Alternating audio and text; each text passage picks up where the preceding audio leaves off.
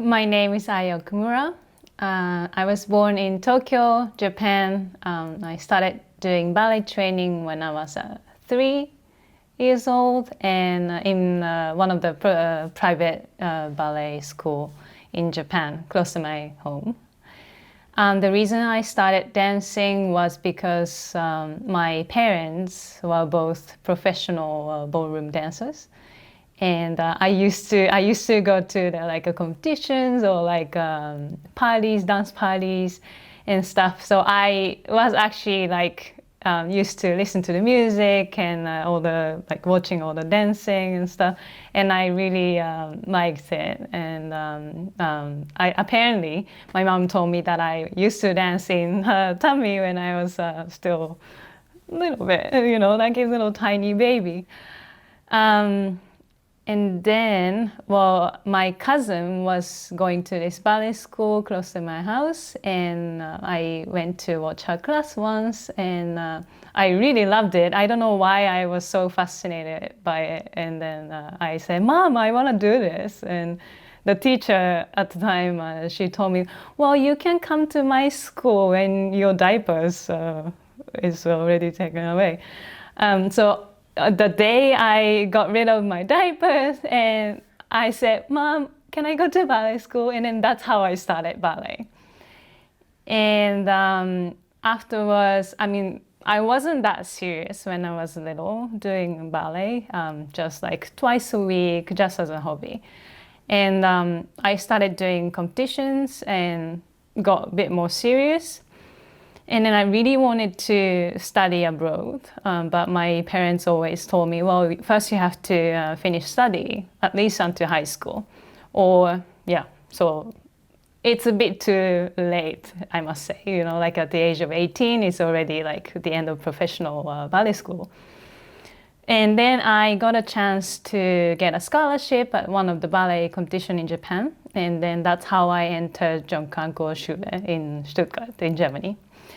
And then I studied there for 3 years by lots of lovely teachers, especially my teacher, Anna Jovic, or Tadeusz Matac, and all the other teachers. I can't name everyone.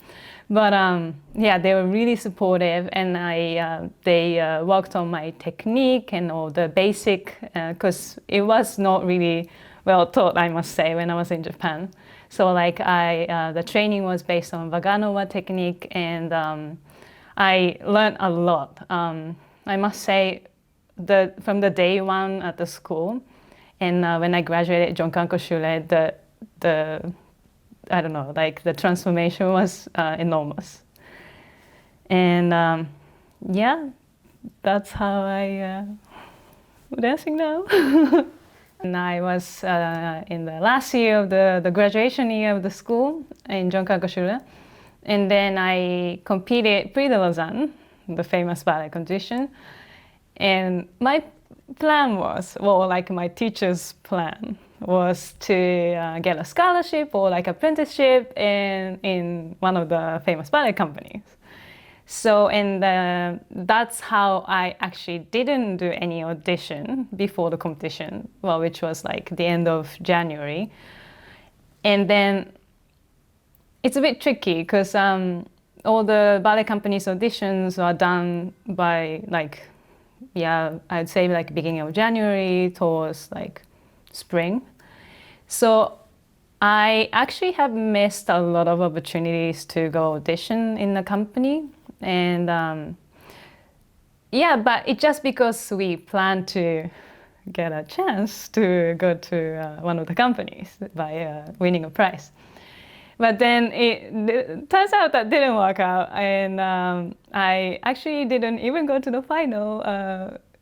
One of the jury actually told me that it was a bit too late for us to notice you, which is actually understandable because I'm sometimes very focused on technique or being precise and things.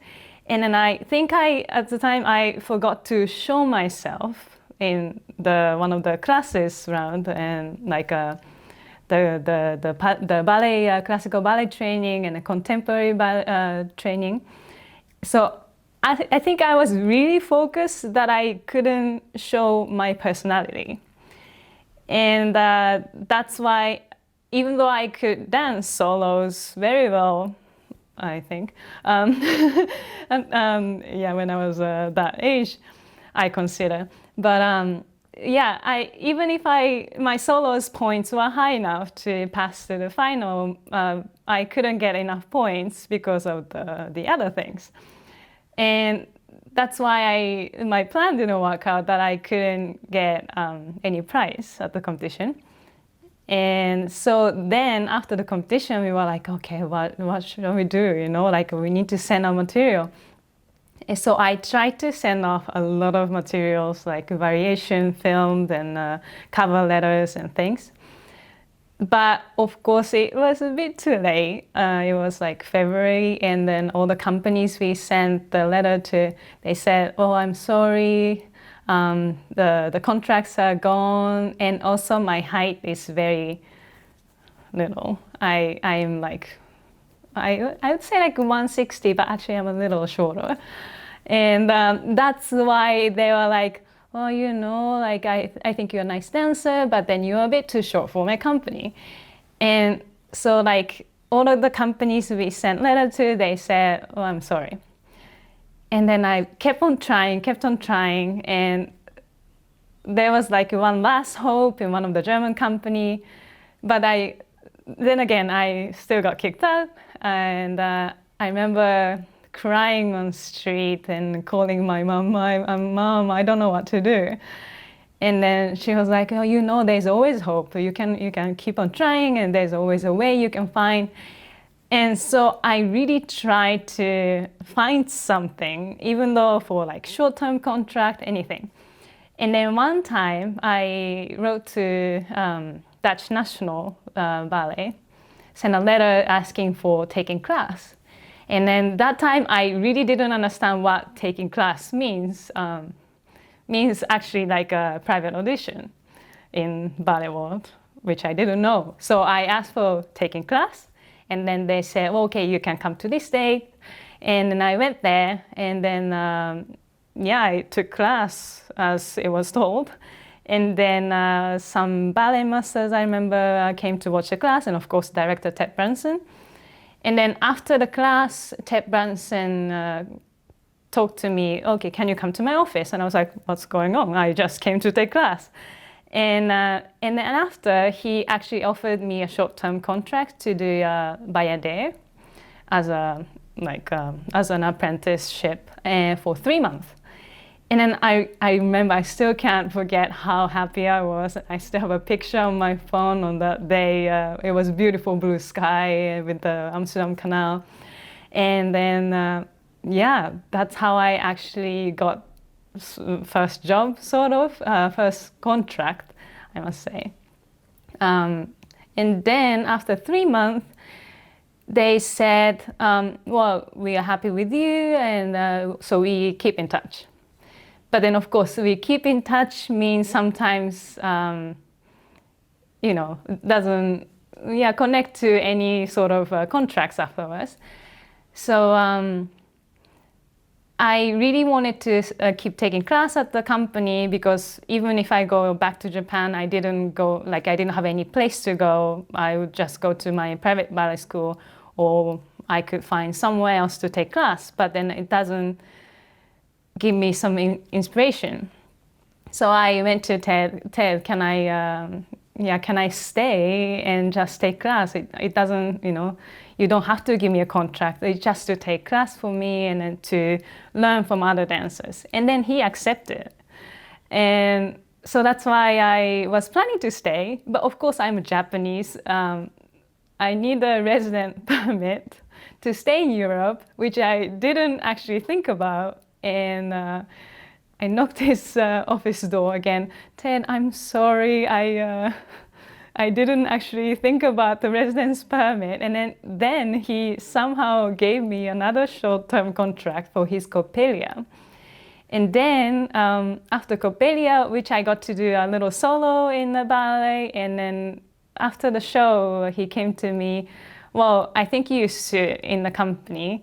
So he gave me a full-time contract, and that's how I actually got into the company, Dutch National Ballet. And I danced there for 10 seasons, dancing a lot of different roles, different ballet. I got a lot of opportunities, and I got rank of soloist in the end. And I was really happy. Like I don't know, like I made so many friends, and then my colleagues were really inspiring and nice. And of course, living in Amsterdam is such a, I don't know, like it's a beautiful city. But then, of course, 10 years in a company, in the same company, sometimes makes you think, well, maybe, you start to see a limit somehow. And of course, you seek for different opportunities and where you can grow more. And then I started to think about going into a different company. And then that's how I actually went to Staatsballett Berlin. I actually didn't think about going some other company because I was quite happy in the Dutch National. But then, of course, there are some other opportunities that I really wanted to try. And of course, as a dancer, I mean, short career, you don't want to miss on anything. Like, you just want to try as much as you can. And then, luckily, Staatsballett Berlin offered a contract, soloist contract. So I got in, and I think so far, I really think that it was one of the best decisions I made in the past few years. Yeah.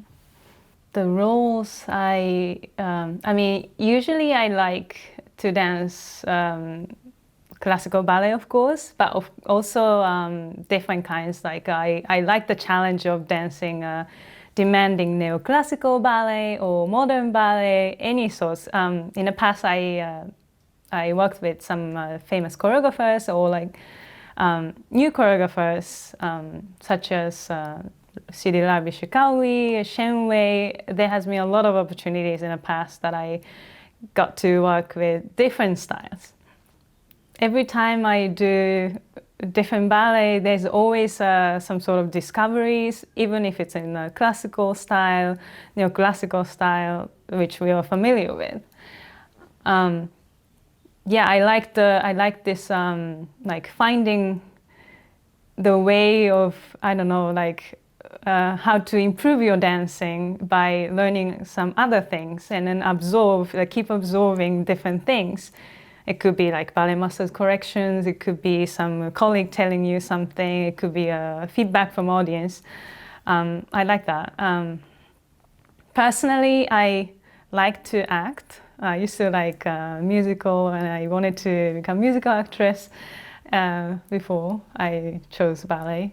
So I like to act, but because I'm petite and I'm quite strong in technique, you usually get roles like Cupid or some sort of like very fast variations, which doesn't actually involve much emotions or like acting skills.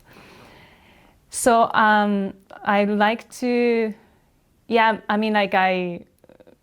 I have like what?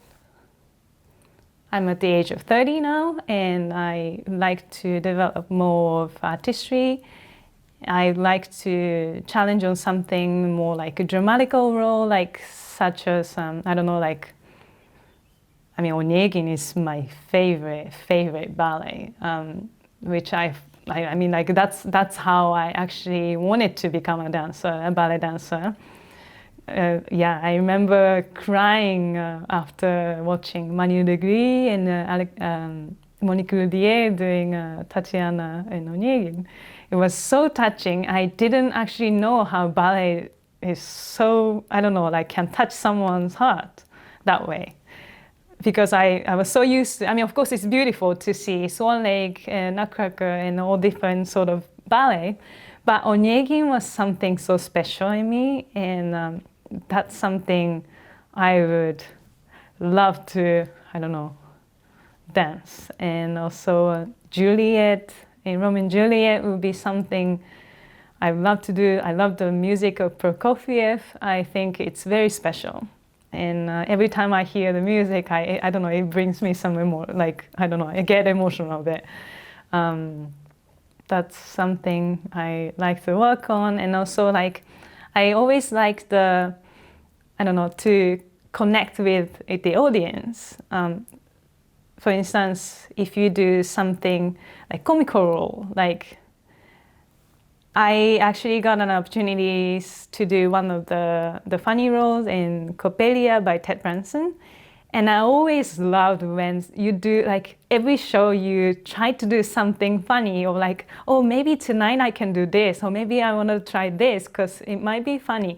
And then if that idea works out and people start laughing in the audience, I love it. I always love it. Like, I don't know, I feel like, oh, I don't know, like it's the finding the way to make the show interesting. I like that to discover always. And but I think in general, if I can take the audience to the same journey as I go through, that's something I always love. So now I'm in Sintra in Portugal, close to like a bit outside of Lisbon, dancing in a festival which was organized by Fernando Duarte and Solange Melo. And actually, I just found out that I'm going to dance in this gala last week. Yeah, like less than 2 weeks ago. It's just because one of the dancers couldn't make it with her personal reason. And apparently my partner was looking for someone who can do Swan Lake, second act, the White Swan pas de deux, and Roseau-d'Arche. But of course, those two pas de deux are very demanding for ballerina. I was actually planning to go to Japan on one of the days, and because I haven't seen my family for 1.5 years. And I'm really looking forward to go to Japan, but then I could actually change the day and then attend this gala. Somehow I said yes without thinking much. Until I think, you know, how hard those two pas de deux were, I was a bit shocked by it. But anyway, I said yes to my friend, and then he introduced me Mark, my partner, and then we had a contact, and he sent me all the information, and that's how I actually am here. So I was prepared. I was good to go. My plane leaves at 6 o'clock in the morning on the day of the show, Saturday. And then, so I woke up at 2 o'clock and packed my suitcase, and I was ready to go. Because of COVID, you have to go to the airport a bit earlier than usual. So I woke up at 2, left home at 3:30, and then in the morning. And then I got on plane, 6 o'clock, we were ready to go. Somehow the aircraft didn't start, and then I was wondering why. And then the maintenance guy came in, and there was a lot happening, like they were discussing something, but there was no announcement. I was like, wait, what's going on? I hope, you know, well, the schedule was tight because leaving at 6 o'clock in the morning, and I've still got class to do. Rehearsal in a studio with my new partners, new princes, and stage rehearsal, which is open air, so it's different than normal stage, so you have to get used to it. I'd like to get used to it. And then a performance at 7 o'clock, so the day was filled with rehearsals and class, everything, ballet. So I got a bit stressed because I was like, I really didn't want to miss any of it. Because that was the only chance I get to do before the performance, the first performance. And then hour passed by, nothing happened. Announcement was saying, well, there has to be a maintenance going on, so please be patient, and we will announce you if there's any further information. So we were waiting for information, sitting around, waiting, and not much happened. And actually it got delayed almost 4 hours. I think, yeah, 4 hours. And we were stuck inside of the plane and just sitting, waiting, and 4 hours. And there was an announcement. Okay, we solved the problem, so we are good to go. And then at the time, I was like texting Fernando, I'm sorry, this happened, that happened, and there's no information. And then luckily, he's been so nice to reschedule the whole day. I managed to take his class when I got here. He was there at the airport waiting for me. He's very sweet. And everyone, all the dancers who are attending gala, they were also waiting for me to start the class. So I got to do class, I got to do rehearsals and stage rehearsals and everything. I managed everything before the show started. So in Rosadage, there's a famous balancing, a lot of balancing required on one foot, promenade with each prince. And I usually, when I'm balanced, I usually think about just focusing somehow inside of my head. Because I think if you get distracted by any sort of little movement, I think it's really easy to lose your balance. And also, Daniel, who I got to dance in gala in Berlin, we danced Gampa Classic. He also gave me some nice tips, like you have to think this and that when you're balancing, like you have to elongate the hip joint and stay straight on your leg and stuff, which is all helpful, and I think that's how I found myself the best way to balance. Of course, like I like to try on balancing in a training or in a gym.